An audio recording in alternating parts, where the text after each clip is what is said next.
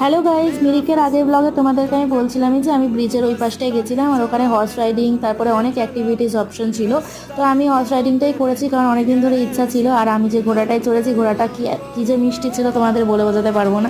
খুব শান্ত টাইপসের ঘোড়া ছিল। তো দেখো এখানে আমি এখন একটু ভয়ও লাগছিল কারণ অনেকটা হাইটে, তো ভাবছিলাম পড়ে যাবো। আর যেহেতু পাহাড়ের গা বেয়ে বেয়ে যাচ্ছে, খুবই ভয় লাগছিল।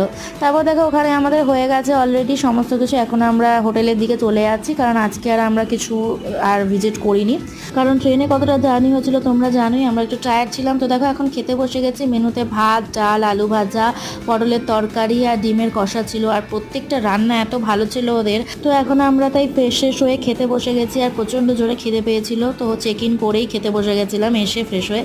তো বিকেলবেলা সন্ধ্যাতে ওরা দিয়েছিল হচ্ছে স্ন্যাক্সে চা, আর এখানে মোমো দিয়েছিল এক পট।